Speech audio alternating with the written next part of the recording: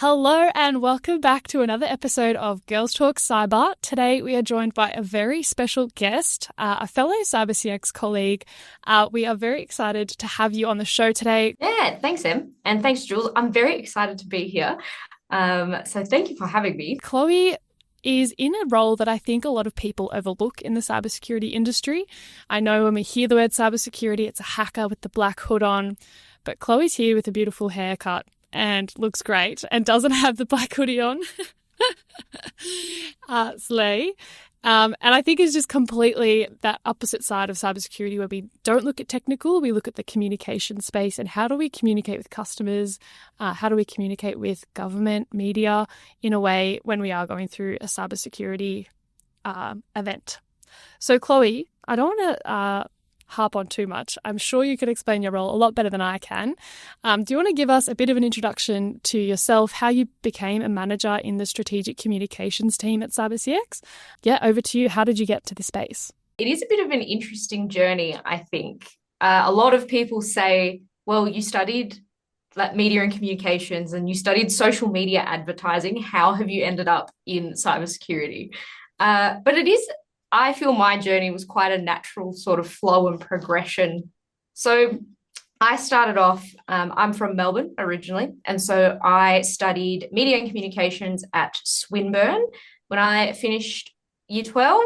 And I sort of didn't really know what I wanted to do. To be honest, I'd actually always wanted to be a journalist. And when I was a kid, I would like record myself doing the weather on my mum's flip phone. But then by the time I was like going into uni in like 2017, everyone was like, journalism's dead, social media is the new thing. And Swinburne was the only uni that were offering social media as a major, as part of the degree. And so I thought, yeah, okay, this seems cool. Like I'll do social media, I'll do advertising, I'll sort of see where I end up. And then halfway through my degree, I started working at Optus, sorry, everybody, in their social media team. But then while I was doing that, I actually started looking for jobs in Canberra because I sat next to a person who really wanted to join the army. And the whole time he would tell me about it, I was like, this actually sounds awful. And I don't know why you would ever want to do something like that. But then as he went through the journey, I sort of went on it with him.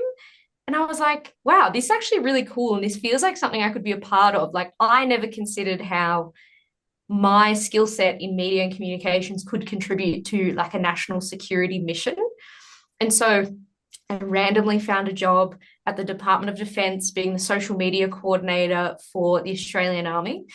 And I did that for about a year, which was a really, really cool job, actually. And it was right at the height of a couple of really big things happening, like the Brereton report into war crimes being released. And then I decided I didn't just want to be a digital specialist and I wanted to broaden my skills a little bit more. So I moved into the Central Defence Media team. And in that team, we were all given specific portfolios. And my portfolio happened to be like capability acquisition and sustainment. So again, it still had this weird sort of like technical flair that some of the other areas didn't have. So a lot of the work that I was doing in defense media was about, CASG, as it's called, about a lot of things, including like cancelling of contracts or a lot of, big defense spending on ships and other sorts of capability, live fire, things like that.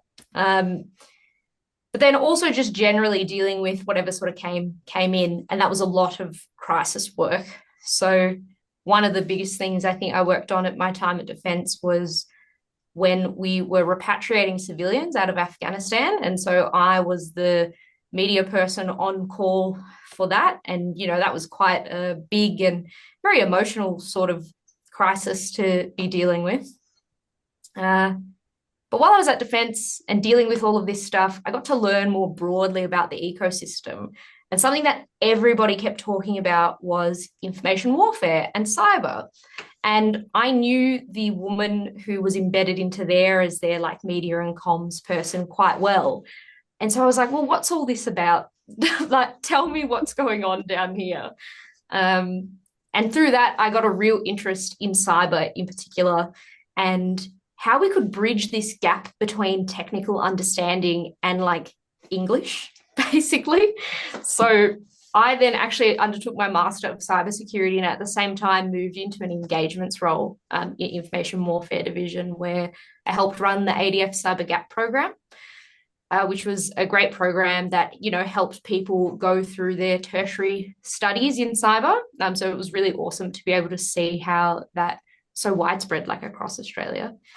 Then I sort of like did a bit of a shift into like, I was like, well, I've done all this comm stuff and maybe I'll try out policy. And so I was at Department of Prime Minister and Cabinet for a year doing defence policy on, again, like pretty technical subjects like defence trade controls amendments, and a bill called the Safeguarding Australia's Military Secrets Bill. And I did that for a year and it was very important work. But I went, right, I miss doing the comm stuff now. And so decided as well to try something different. I'd been in government for a couple of years and I thought, why not? Let's just make the jump. If I'm making the jump back to comms, like let's make the jump into the private sector and like try it for real. And that's how I landed at CyberCX. Wow. I didn't actually land in the comms team though. So I joined as a senior consultant in strategy and consulting broadly. And this was in October of 2023. The date becomes important because my second day, I was talking to somebody about a proposal that was happening. And I was like, oh, I'm not sure if you know this, but I actually have a comms background. And then a month later, November 2023, DP World had their big cyber incident where all of their port operations were halted for, 3 or 4 days. And I remember getting a call from my now boss, who was an exec director that I did not know at the time. And it was like a Sunday morning and I was in bed in my pajamas and I was like, this has to be a mistake. Hello. And he was like, hey, you've got a comms background, right? How quickly could you get on a plane to Sydney to help us out with this incident? And I just went, oh, a couple of hours, I guess. And then, I embedded into that team and then I've been part of the comms team ever since. So baptism by fire, it sounds like. Oh, yeah, totally. I was, the whole time I was there, I was like, I should never have said this. I was like, I don't know what I'm doing.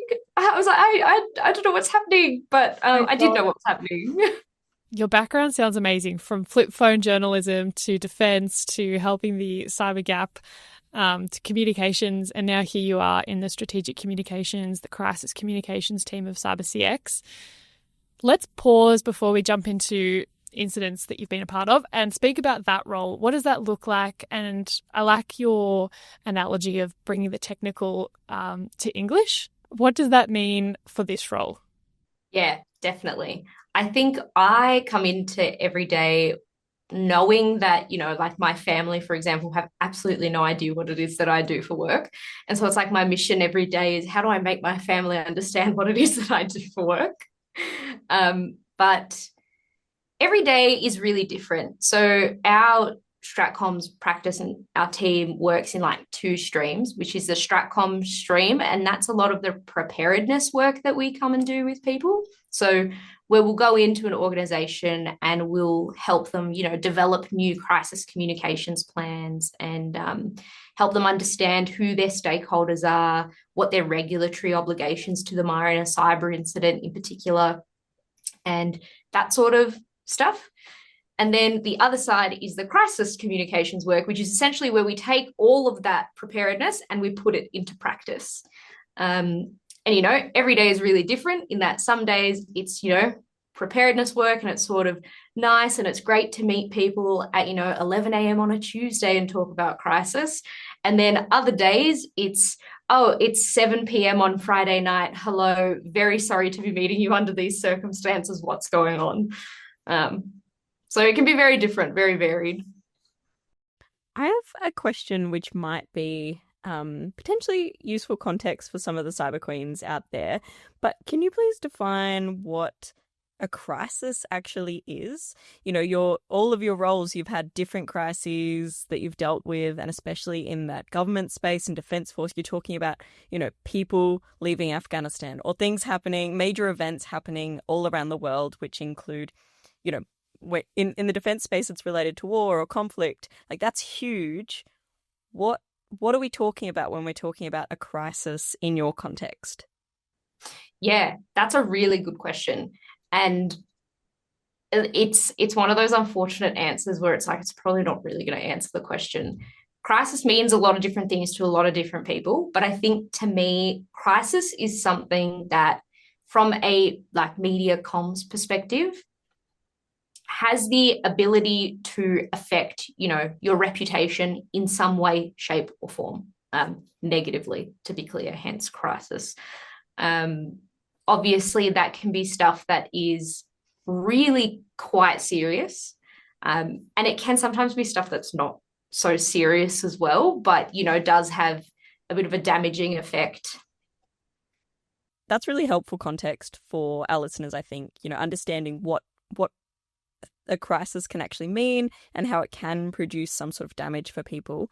So you're meeting people on potentially the worst day of their lives, right? You're talking to people when they've realized something so massive has happened, which could have reputational damage or some sort of financial loss, or, they might lose their jobs, whatever it might be.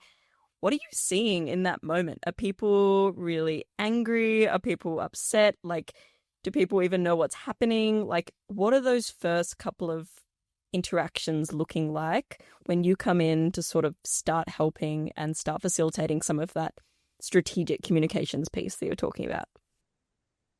That is a great question. And it does differ depending on, I think, sometimes the maturity of the organization or the type of incident that we're dealing with. But I think if one word summed it up, it would be chaos. In any way, shape, or form, absolute chaos. A lot of people we talk to are sort of still in that phase of trying to work out what's going on. And so there is that little bit of confusion and trying to understand where things are at and what next steps they should take. A lot of the times it feels very frantic as well as confused because they know that they need to figure something out quickly, especially if it's something that has affected an organization's ability to deliver services. And then other times people, and usually this sort of happens throughout the incident as it sort of progresses and everyone's quite tired, is people can get very emotional in both, a way where sometimes it can make things very difficult to deal with, and that people might be, more combative than they probably would be on their best day. But also I've dealt with incidents where someone has just like started to cry. And I just had to go and give them a hug. I was like, it's okay, you're doing a really good job. I have also been the person that's cried because I, like, particularly when I was at defense and a lot earlier in my career, where I was like, I'm so stressed. And so I've also been the person on the receiving end of the lovely little hug. Yeah. I guess you have to be as cool as a cucumber now. Like, you're coming in, you're looked at as someone who has all the answers, and maybe you don't have all the answers, but you're looked at someone who does have the answers. And yeah, you're probably just going to have to fake it till you make it sometimes in these situations, or at least provide that person that you're interacting with some confidence that everything is hopefully going to be okay, or you're at least going to do your absolute best to support them in whatever way you can. So interesting space to be in for sure. Yeah, and I was just going to add to that, is a cyber crisis different to a crisis in the sense of you are planning to tell people bad news versus is a cyber crisis a surprise to the business? All of a sudden they can't access their services, potentially through a ransomware attack or a DDoS attack. Is that a difference that you see in your work that's prevalent? Yeah, I think the answer is really both, in the sense that we deal with people on like either side of the coin. We deal with people who are aware that something has occurred, and because it hasn't affected any service delivery and things like that, they can sort of just continue BAU while they investigate, versus there are people who obviously all of a sudden all of their systems are down, staff can't use their computers, people can't use their services. And so that's the kind of stuff that becomes very visible a lot more quickly, naturally, than other types of incidents. But I think one thing in terms of crisis broadly, communicating during a cyber crisis is also sort of the same as communicating in any sort of crisis, in that the same foundational principles apply. like being thoughtful and compassionate and providing, factual information, accepting and operating in ambiguity and that you may not have all the information yet. That sort of stuff that applies in any type of crisis. Yeah. And I think that's a really interesting point. Cyber can feel like such a world that we don't know about, that young females aren't educated on. But when we hear about there's been a fire, that is a crisis to a building, that does resonate with people. So I think seeing that a cyber crisis and a environmental crisis are actually quite similar with how you would approach your audience is a very interesting point to me, which potentially leads into the next segment around cyber crisis you've been a part of. You've touched on DP World earlier. I would love to hear about how did that run from a life cycle point of view. I know a lot of end users see a cyber crisis, see a cyber event as an email in your inbox that says, "Hi there, I'm so sorry to tell you that you've been impacted by this cyber incident. These details have been affected. Use these links for support." How do we get from there? If we rewind back to day one, can you walk us through that timeline? Yeah, totally. I think there are probably sort of three key ways that it sort of happens in incidents that I've been part of. The first way is probably, like the DP World scenario, where in their case, they had identified, I think, pre-ransomware or ransomware on their systems. And the CISO made a really bold decision to simply unplug everything from the internet. He was like, well, I don't want it to spread, so I'm just going to turn it all off. Which, quite a bold move, probably not a move that people would usually recommend, but one that actually served him really well because it stopped it from getting any worse. But what that meant was obviously everything went offline. And so port operations were halted for some time, like I mentioned before. And DP World operate 40% of Australia's maritime freight. And this was in November. So as you can imagine, all of the media were like, DP World have ruined Christmas. Like DP World are the reason that interest rates are going to go up again. Like they've ruined everything. Luckily, because they had been able to stop it early, what that meant was they could get port operations back up and running faster. And then in terms of any data exfil that was associated with that breach, by the time it got there, they had established such a good narrative that they were in control and they had it covered, that I think that part of the incident sort of flew a little bit more under the radar. And I guess to put that into perspective as well, like I don't think, sometimes when you think of ports, you don't really think of how important that is for individuals. And, ports is not only how we get all of our imports, exports moving, all of our food, all of our groceries, all of our supply chain, all of our parcels and packages that we order from overseas. Like it's such a huge part of Australia's economy and life. And so that 40% reduction in operation is actually humongous, even if people don't necessarily realise it at the time. Yeah, I'd never heard of DP World before this cyber incident, I don't think. Me neither. I was like, I don't know who these people are, but I'll come. And so I guess coming back to that question about the timeline, how would they, and maybe DP World didn't have data impacted to relevant people, but if we park that example, why do you get the email saying is it like a regulatory thing? Can companies get away with not telling people that they've been impacted by a cybersecurity event? What's your take on that? Yeah, I think I have an example of the Architects Accreditation Council of Australia. It rolls off the tongue, Chloe, that one. If you've ever tried to become an architect before, it's actually really hard and you have to give them a lot of information. And I now know a lot more about architects than I thought I ever would in my life. But they had a third-party data breach. So it actually wasn't their systems or networks that were impacted, but they were very conscious that people had entrusted them with their data and not whoever this third party was. And so they sort of knew that they needed to own the response and that they needed to be the people that spoke to their community and spoke to them first. And so you really can't get away with not telling people. I think we're well and truly past that point, both from a regulatory sense, but also a community expectation now. even if people sort of think, oh, people are sort of getting over having their data breached, number one, not really. But number two, even if they are, they now have an expectation that you tell them anyway.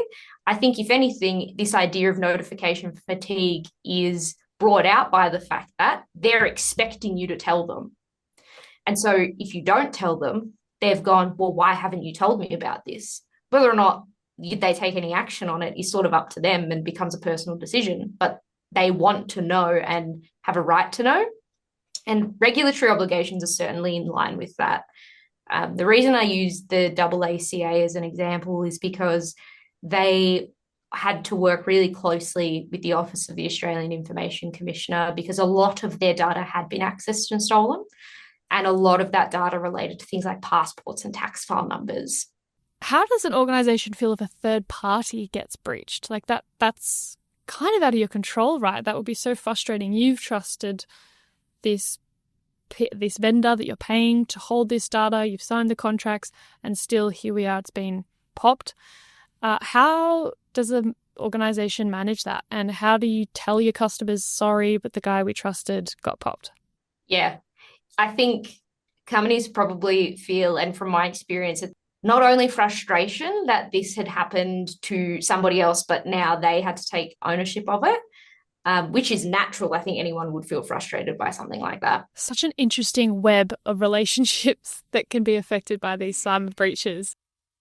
I think it's an interesting reminder that we're seeing cyber incidents and big crises and things happening more and more frequently. And as you said, Chloe, like, organizations are doing the best they can with what they've got. And those tools that they have in their toolboxes are, yes, getting better, and there's more regulation and there's more guidance around what people can do to be prepared. And there's, roles like the jobs that you've been in and you're in now, which facilitate that and help that planning process. But at the end of the day, it does make me empathize with those organizations, right? Cyber attacks are almost inevitable. We can't really say it's a matter of if, but it's a matter of when. And so it certainly makes me feel a little more empathetic, I suppose, for some organizations who are just trying to do the best they can, but also get stuck in very sticky situations. And sometimes it's not even their fault. So just a thought on, I guess, a different perspective that we can take from this conversation as well. So taking it back to your question about how we get to that end notification. So in the case of the AACA, that had a third-party data breach, they knew that they had to communicate to their stakeholders. And so they brought in CyberCX for both, the technical stream, but also the comms stream, and importantly, the comms and govs rel stream, because they just didn't have anybody who did that function in the business. Their CEO had just happened to have done like the Australian Institute of Company Directors course where they discussed cyber. And so it just like happenstance best time to do a sort of training where you talk about it. And so we got called in. And then from a background perspective, I suppose what that looks like is both streams working in tandem in a way. And so as the technical stream continues and there are more findings and there are more facts available, they feed them through to us in the comms team, and we use that to then start crafting a narrative, essentially. And with the AACA, because they weren't affected from a service delivery perspective, it meant that they had a little bit more time to figure out what was going on so they could tell people in a really structured way. And so what that looked like for them was it started with briefings to government and to government stakeholders and regulatory stakeholders, because we always say you should go to government early and you should go to government first, because they can actually really help you as it comes to responding to incidents. And then it also makes sure you meet all of your regulatory obligations, which is very important. So it started with that, and then briefings to their more internal stakeholders. So they are responsible to every state and territory has an architect registration board that then feed into the AACA. And so working off a key statement approach means that everybody is getting the same information and getting it at the right time. And so it started with notification on their website that they had experienced a cyber incident and that they were still working to understand if data had been accessed, and if so, what data that was. And that was, they found out about the incident on the 3rd of December. That was the 6th of December. And then a couple of days later, they were able to confirm that data had been accessed. So they went out again on their website and they said they were aware that data had been accessed, that they were working with the Australian Information Commissioner, and that was still investigating the types of data and whose data it was. And then the technical investigation obviously continues in the background throughout all of this.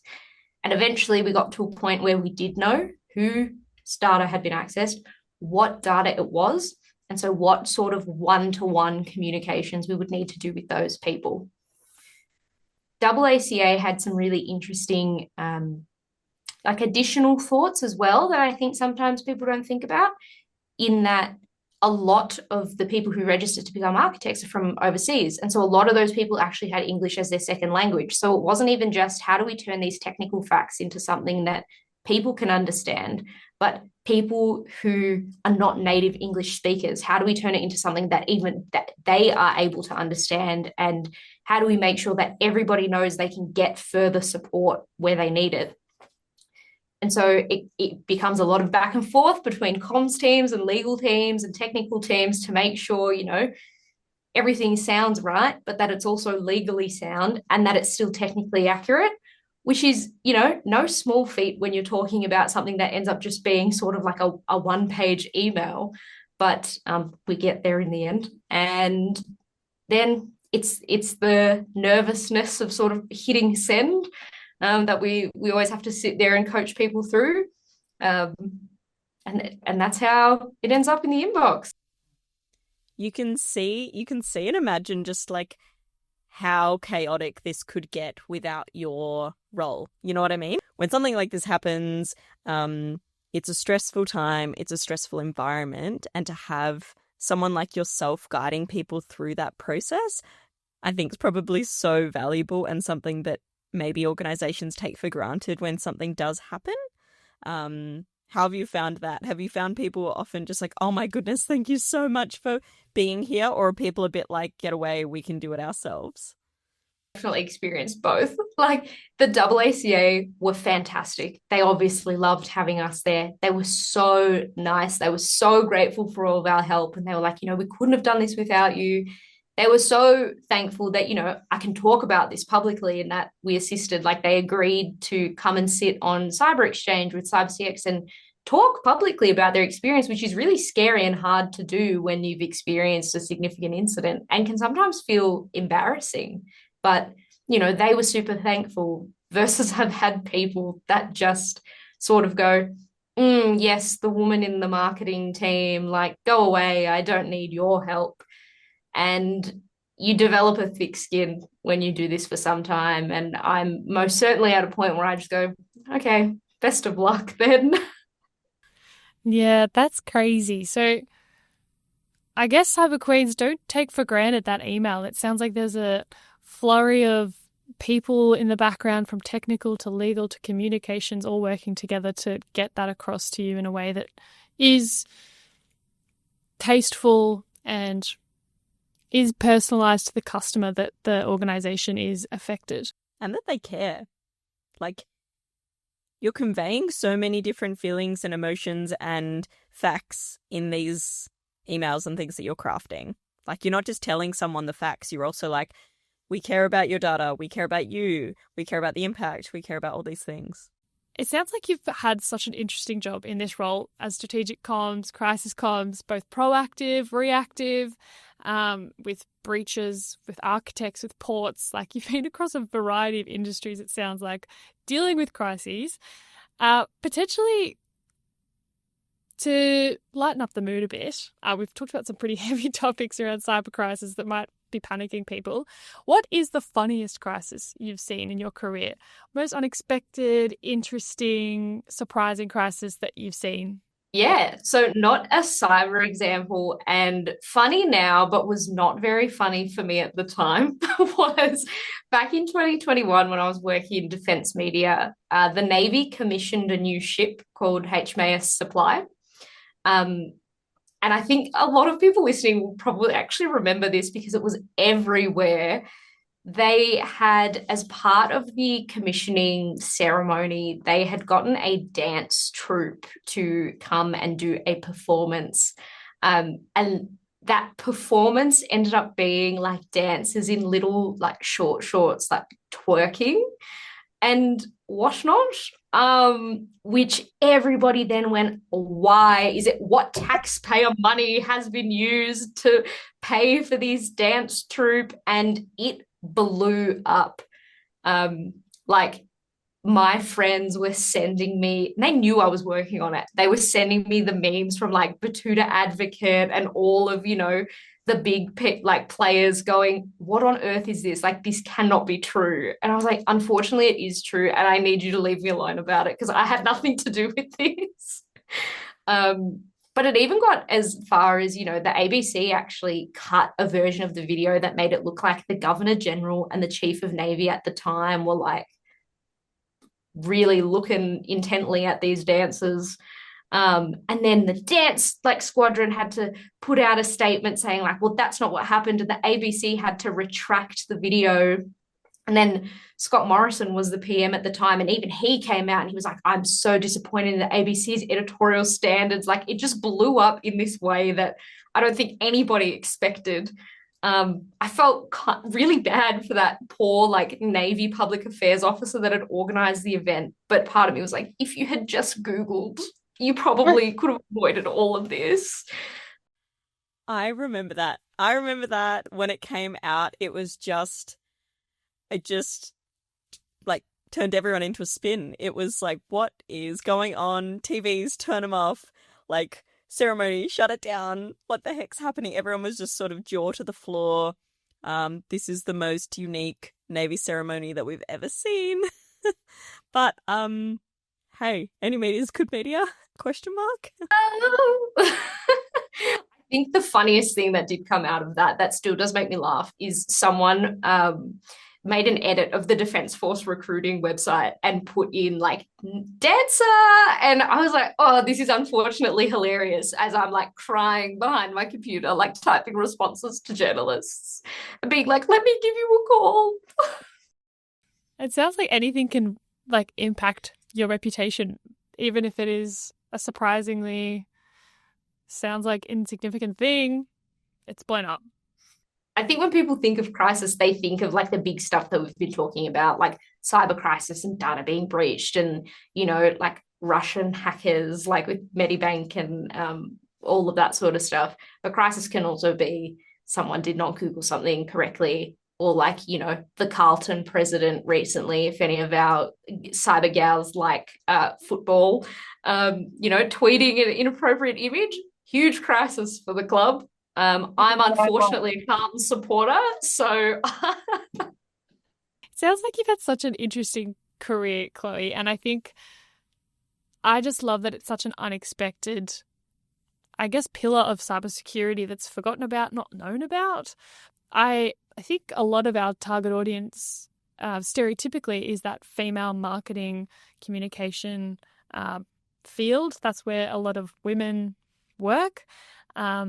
So seeing that maybe that's a transferable skill if you are interested in cybersecurity, if you are leaning into these conversations going, wow, like sounds really interesting and something I'd want to unpick and work with people to help solve. How can someone get into the industry that you're in? Yeah, that's a really, really good question. And I think that's definitely something I experienced as well going through my journey. Like, when I started doing cybersecurity, even I sort of thought, well, I guess I have to do policy work because there's nothing that like really, has comms and cyber attached to it. And at the time, maybe that was true a little, but it still wasn't really. And now it's certainly not true. But I think in terms of getting into cyber and even, security, but any sort of field that maybe feels a bit more technical or a bit more male dominated, as long as you can, back yourself and back the experience that you have, you can literally do anything. And it kind of sounds cheesy, but, when you're looking at comms professionals have specific skill sets and like know how to do comms and these things really, really well. And that's transferable across any industry, because you can learn about cyber, you can learn about security, you could learn about a university, you can learn about ports. And all of those skills, like I sort of said at the start, good cyber crisis comms is also just good crisis comms. So if you are, good at what you do, and I'm certain that everybody listening to this is, and you've got a passion for it, just go out and talk to people about it. Go out and find people in the industry, see what their maybe current thoughts on communications are like. And if you think you can influence them and change them, and you think there's a place for comms in the industry that you're keen to work in, including cyber, go for it. We generally wrap up our interviews with our guests with their top cyber tip to share with our listeners. And it sounds like you might have a few unconventional ones. So is there a number one cyber tip you'd like to share with our listeners before we wrap this one up? Yes. So I was at the ASA Cyber Conference in Canberra a couple of weeks ago, and I listened to this really interesting talk on OSINT from a woman, I believe her name's Georgia, and she was from Morisec. Shout out to Georgia if you're listening. She did a really, really interesting talk on OSINT and how she used someone's LinkedIn post to then find a backdoor into her organization's systems. Like a physical backdoor or a virtual backdoor? Virtual backdoor. And so OSINT being open source intelligence, is that correct? Yes. Yeah. So she took someone's LinkedIn photo. Someone had posted a mirror selfie in a lift holding a bunch of flowers, because it was their last day or something like that, or they'd received flowers from a client. And in that mirror selfie, she could see obviously the lanyard of the person and part of their ID card. She could also see what button in the lift had been pressed, so she could see what level she was going to. And she used all of that information somehow in a way that, again, is much more technical than what I understand, to then go through and reverse engineer that information to find a number of vulnerabilities in this organization's system. So it was something that I hadn't thought too much about at the time either, because obviously as a communicator, talking about the things that you do and, where you are, if you're speaking at conferences, at things as well, is really important and, is part of the brand of it all. But being, I think, really mindful of the situational awareness when you're doing those things, because while comms can benefit security, comms and posting on socials and stuff is also a really integral part of security, and you can find out a lot of information about a person and therefore an organization when looking at their socials. The internet is forever. Yeah, so be careful what you post, because it might give away more than what you're intending to. Yeah, and not even just about yourself. It can be about other things and people around you. Your organization, your family, your friends. Yeah, your home. You're just posting a selfie. Maybe there's a reflective window at your local coffee shop and you take a picture in it. Now everyone knows where you go for coffee every Saturday morning, Well, I think that's all we have time for. Thank you so much, Chloe, for joining us today on this episode of Girls Talk Cyber. We are so lucky to have you here talking about your war stories with cyber crisis, with crisis in general, whether that's a dance troupe or not, I can't judge. But it's been great having you on. We will link all the links that Chloe has spoken about today in the show notes, so check them out after this episode. And thank you so much for joining us, Chloe. Thank you so much for having me.